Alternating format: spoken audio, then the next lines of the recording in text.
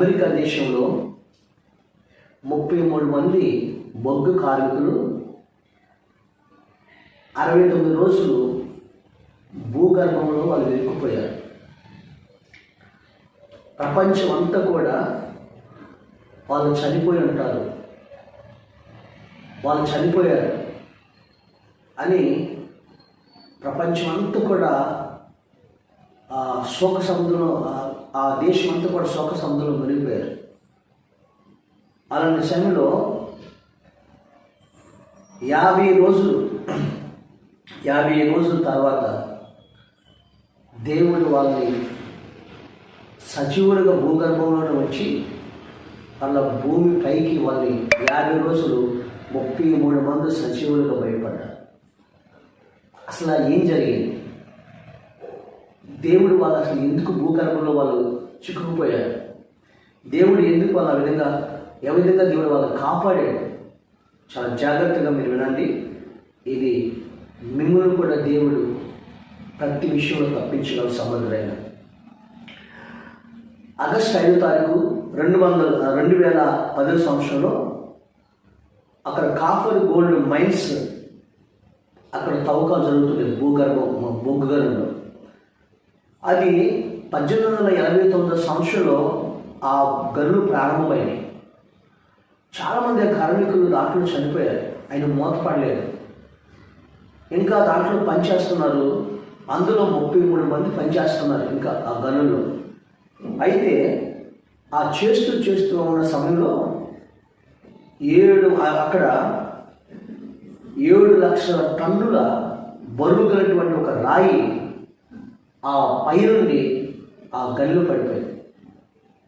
ఆ గన్ను పడిపోవడానికి ఆ గనంతా కూడా చల్లాచెదురైపోయి కమ్యూనికేషన్ మొత్తం కూడా కట్ అయిపోయి అక్కడ 700 మీటర్ల లోతులో వాళ్ళ కార్మికులు వాళ్ళు భూగర్భంలో ఉండిపోయారు.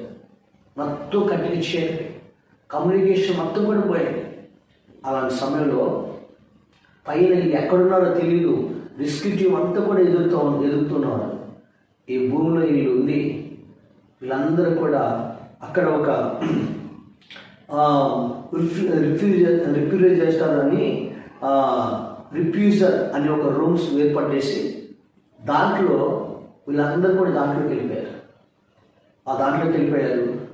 వాళ్ళందరూ అనుకుంటున్నారు ఇక మనం చచ్చిపోతాం, మనం ఒక బ్రతికొని వాళ్ళు లెక్కలు రాసుకుంటారు వాళ్ళు అంటే అక్కడ వాళ్ళు. ఆ సమయంలో తినటానికి తిండి లేదు, నిద్ర లేదు. వాళ్ళు భయంకరమైనటువంటి ఆ భయాందోళనలో ఉన్నారు భూగర్భంలో ఈ 33 మంది. అయితే వాళ్ళ 33 మందిలో డాస్ హోన్ హెన్రిక్ అని ఒక పాస్టర్గా దైవజనుడు వాళ్ళ మధ్యలో ఉన్నాడు.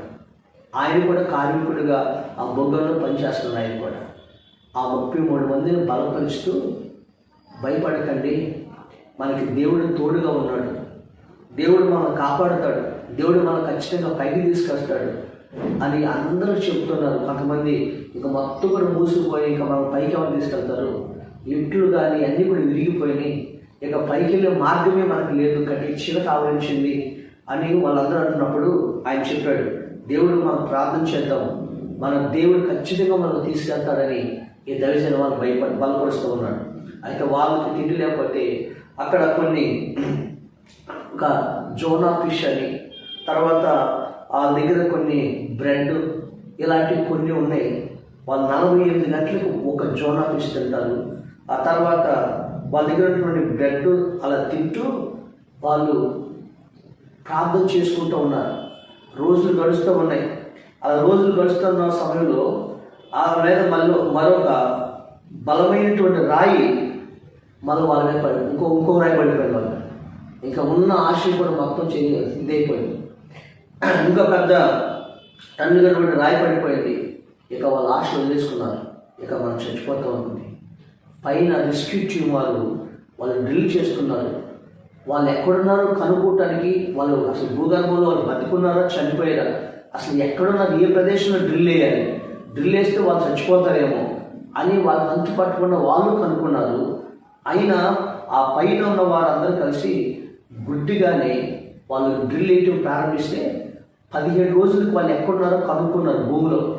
ఆ విధంగా డ్రిల్ వేస్తున్నప్పుడు ఆ కింద ఆ డ్రిల్ మిషన్ ఆ కింద వెళ్ళినప్పుడు ఏం చేశారంటే ఈ కింద ఉన్నప్పుడు కరెక్ట్గా వాళ్ళ దగ్గర డ్రిల్ ఆ పైప్ టైర్ దిగింది. అక్కడ ఏం చేశారంటే వాళ్ళు ఆ దాన్ని డ్రిల్ మీద దాన్ని రాయితో కొట్టారు. రాయితో కొట్టి ఒక పేపర్ని రాసి దానికి డ్రిల్ దాన్ని కట్టేసి రాయితో పెట్టారు. అప్పుడు వాళ్ళు డ్రిల్ మిషన్ పైకి తీసినప్పుడు అక్కడ రాయిలు మేమందరము బ్రతికే ఉన్నాము, మేము చనిపోలేదు, మేము ఉన్నామని చెప్పని వారు 17 రోజుల తర్వాత వాళ్ళు కనుగొన్నారు. రాయి తీసి పైకి వెళ్ళారు.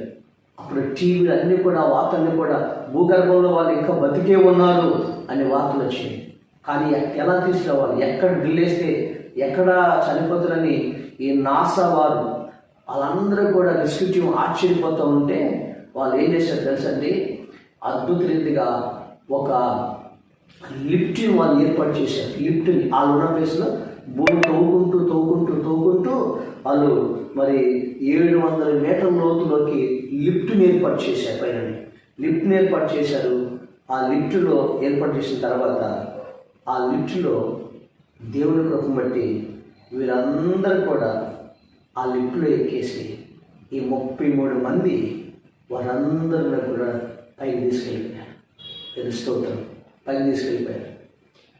ఆ పైకి తీసుకెళ్ళిపోయిన తర్వాత ఆ టీవీ ఛానల్ వాళ్ళందరూ కూడా వచ్చి వాళ్ళు అడిగారు, మీరు ఎలా బతికారు? కమ్యూనికేషన్ కట్ అయిపోయింది, భూగర్భంలో ఆక్సిజన్ ఉండదు, ఆక్సిజన్ లేదు, తర్వాత వెలుతురు లేదు, మీరు ఎలా ఉన్నారు అని అడిగితే వాళ్ళు ఏం సాక్ష్యం చెప్పేసా, మా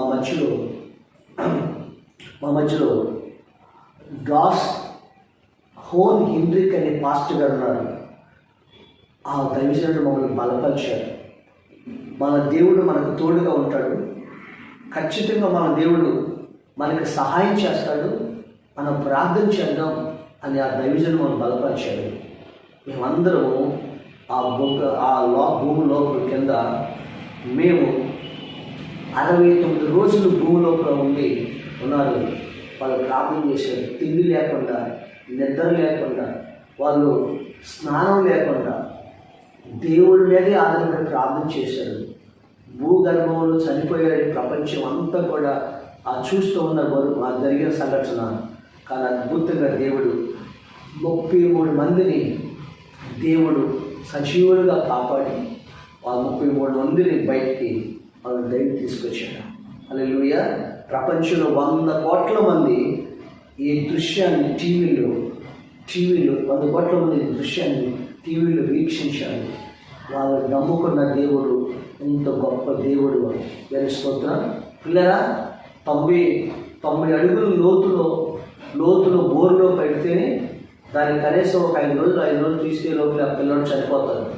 అలాంటిది 33 మంది 69 రోజులు భూగర్భంలో వాళ్ళు చిక్కుకుపోతే ప్రభు అయిన దేవుడు, వాళ్ళు నమ్ముకున్న దేవుడు, ఆయన ప్రభు యేసుక్రీస్తు వాళ్ళు సజీవులుగా వాళ్ళ బయటకు తీసుకుని వచ్చి దేవుడికి స్తోత్రం కలిగేదిగా. ఈరోజు ప్రియమైన దేవుడు పెట్టారా, మనం నమ్ముకున్న దేవుడు గొప్పవాడే. చూడండి, 46వ కీర్తన మొదటి వర్షంలో చెప్తున్నాడు. ఏం చెప్తున్నాడు తెలుసు? 46వ కీర్తన మొదటి వర్షంలో ఆయన యెహోవా ఆశ్రయించే వారిని ఆపత్కాలంలో ఆయన నమ్మదగిన దేవుడు. ఆపత్కాలంలో వారిని ఆదుకుంటాడు. ఆపత్కాలంలో ఆదుకునే నమ్మదగిన దేవుడు. కీర్తన గ్రంథం 41:30. ఈరోజు వాళ్ళు ఆపత్కాలంలో ఉన్నప్పుడు ఆపద్ బాంధవులాగా ఆ యేసయ్య వాళ్ళని బ్రతికించాడు. వాళ్ళని ఆక్సిజన్ దేవుడు ఎలా ఇచ్చాడో తెలియదు. వాళ్ళందరికీ సజీవులుగా పైకి వచ్చారు. వాళ్ళ భార్యలు, పిల్లలు దేవుడిని ఎంతో కనపరిచారు. వాళ్ళ ఆనంద బాష్పాలతో దేవుడిని మహింపరిచారు.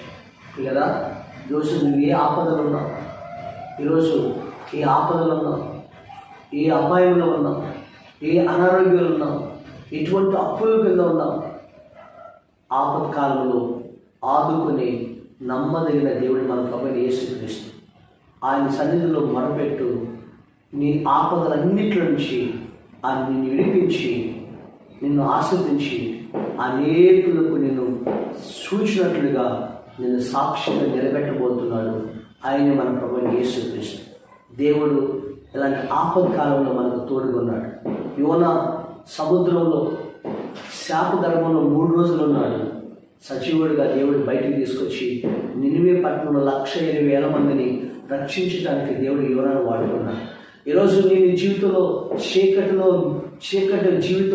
ఉండిపోయి నా బ్రతుకు చీకటి అయిపోయింది అనుకుంటున్నామేమో, కానీ దేవుడు నిన్ను ఆదుకుంటాడు, అనేకులకు దీవెనకరంగా మారుస్తాడు. నీతిమంతులు కన్నా ఆపదలు అనేకములు, వాటన్నిటి నుంచి దేవుడు నేను విడిపించును గాక. ఆమేన్. దేవుని మాట దీవించును గాక. ఆమేన్.